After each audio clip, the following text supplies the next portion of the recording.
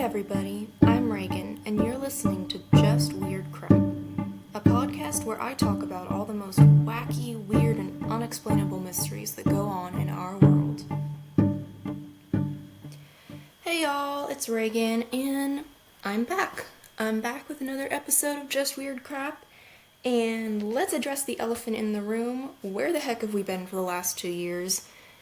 Well, the long and short of it is that Addie, my sister and co-host, the Just Weird Crap podcast became something she couldn't incorporate into her schedule anymore, and after a long period of burnout and a lot of thought, I realized that I really missed coming on here and talking all things weird, and I was not ready to end the podcast for good. So after this ridiculously long hiatus, I'm back. Sadly, Addie will not be joining me as a regular host for the foreseeable future, but she'll still be involved with some of the behind-the-scenes work that goes into these episodes. I had so much fun doing this podcast with her, but I support her needing to prioritize other areas of her life for now. So I will be raising our brainchild on my own. The vibe and structure of this podcast will be a little different from now on. Obviously, it was kind of a conversational type of thing before, and I can't have a conversation with myself. So each episode is going to take on a more narrative form. It'll definitely take some adjusting, definitely will for me, but I'm sure we're still going to have a lot of fun. All that being said, let's get into this story. In the year 1901, the principal of St. Hugh's College in Oxford, England, a woman by the name of Charlotte Ann Moberly, was in the process of hiring on a vice principal to lighten her workload and help her run things.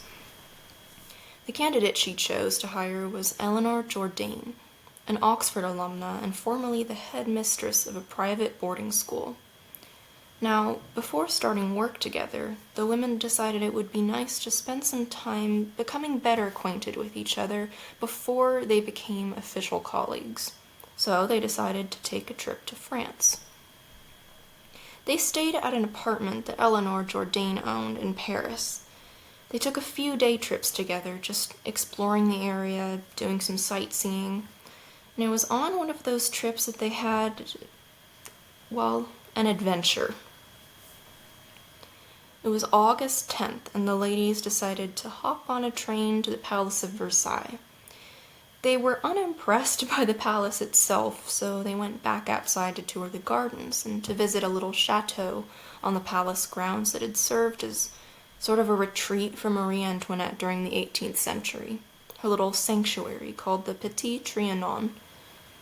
And this is when the story begins to get weird.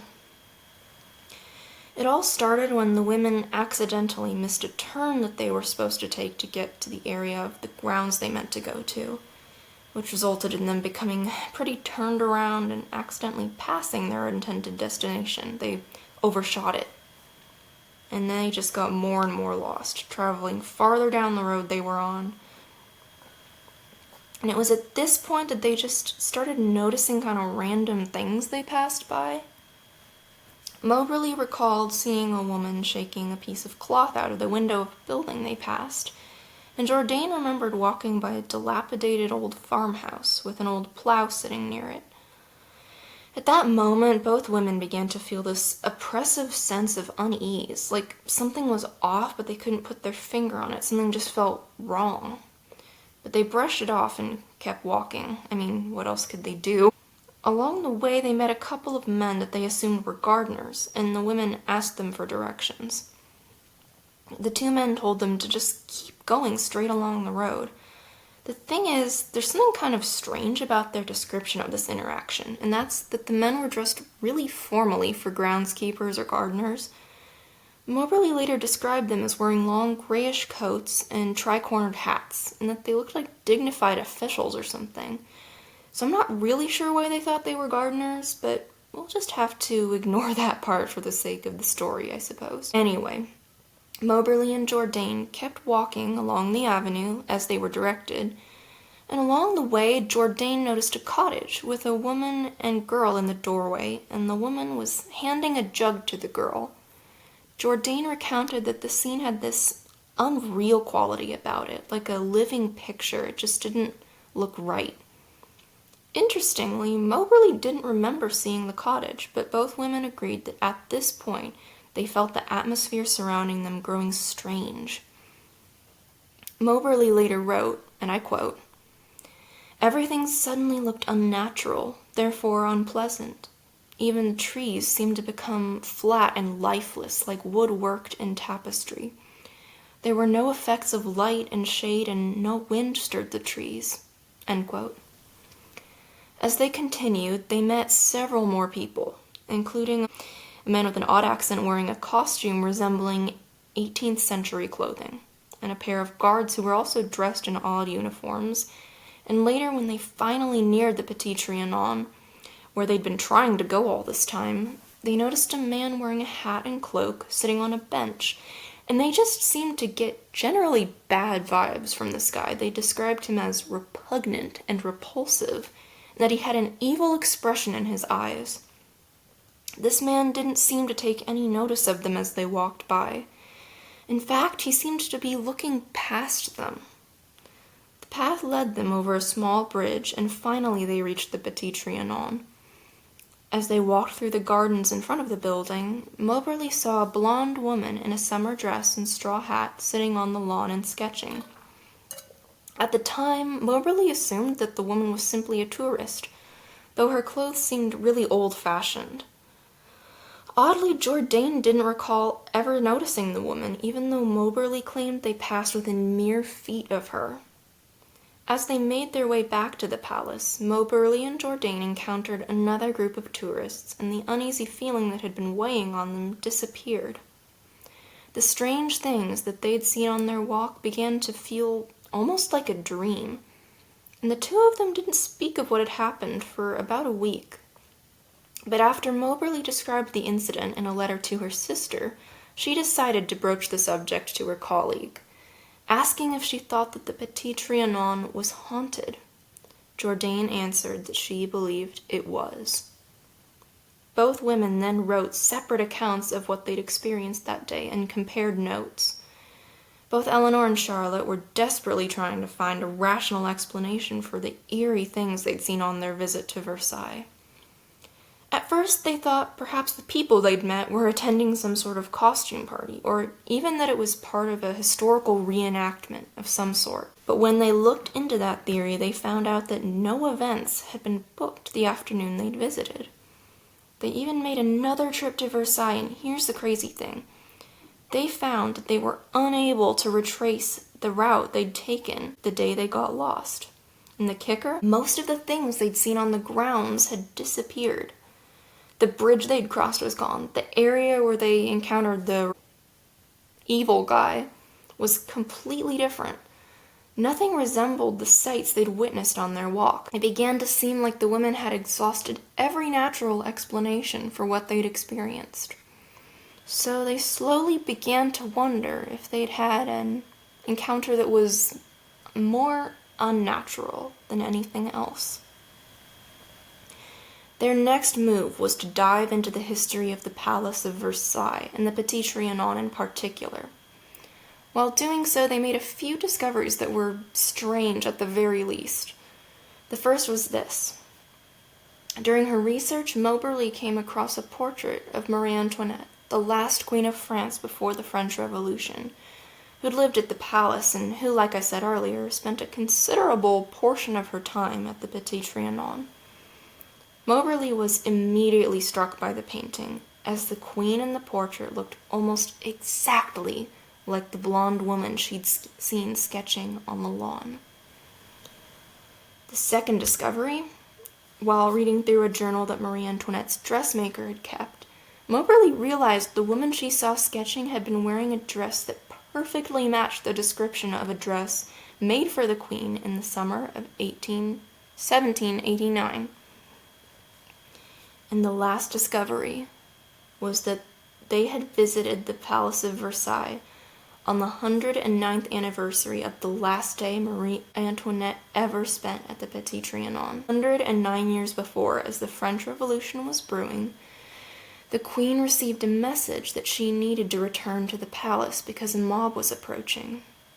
August 10th, 1789, was probably the last normal day she ever had before the French monarchy was abolished. By now, the women arrived at the only conclusion that made any kind of sense of what they'd experienced. Either they had seen 18th century ghosts haunting the present, or Charlotte Moberly and Eleanor Jourdain had inadvertently been transported backward through time from 1901 to 1789. Charlotte and Eleanor were inclined to believe that the latter had taken place, that somehow, through some sort of paranormal event, they had walked through the grounds of the Palace of Versailles as they had been well over a century before. They studied maps from the 1700s that appeared to confirm this theory. The property they had walked through identically matched the 18th century maps they consulted. As much as Moberly and Jourdain seemed to have wanted to find a reasonable explanation of what they'd seen and felt, they eventually concluded that what they'd experienced defied reason. In 1911, 10 years after their bizarre tour of the palace grounds took place, Moberly and Jourdain published a book detailing what they'd experienced that day, simply called An Adventure, but they did so under pseudonyms. The claims they made were understandably dismissed by many as everything from a hoax to some sort of shared delusion. Some dismissed them as just completely crazy, while others suggested that they'd simply stumbled on some sort of a costume party or hallucinated due to the high summer temperatures.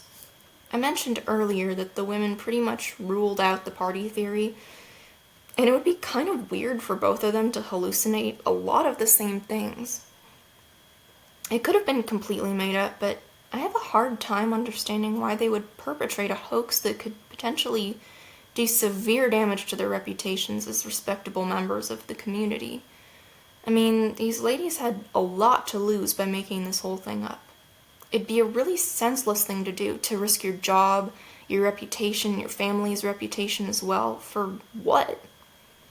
Not to mention the fact that they went to great lengths to hide their identities when publishing their book. They weren't gaining fame or even notoriety from sharing their story. They intentionally distanced themselves from it. As a matter of fact, it was only discovered that they'd written this book after they had both passed away. They didn't seem to want any connection with it. For me personally, and this is just my opinion, I think they might have just wanted an answer. Maybe they hoped someone would have some explanation of what had happened. The thing is, no one really has any, other than the theories mentioned earlier, which certainly have some significant holes, I'd say. Of course, it's more probable that they somehow shared some sort of psychotic break or hallucination, or they just flat out lie, than that they unintentionally traveled more than 100 years back in time. But there are many time travel enthusiasts that hold this up as a prime example of what might have possibly been an occurrence of time travel, a time slip. I hope to do a deeper dive into time slips and time travel in general in a future episode. There are many more claims of time travel out there with varying degrees of credibility, and I find the topic fascinating. Researching this episode left me with more questions than answers, if I'm honest, and I wish there was some sort of explanation that could just tie up all these loose ends into a neat bow, but in this case, that wasn't possible. But hey, I guess that's what makes mysteries so interesting. I hope you've enjoyed this episode of Just Weird Crap. Please remember to follow us on Instagram and Spotify and give us a 5-star rating so we can keep bringing you more weird content in the future. Stay curious, fellow weirdos.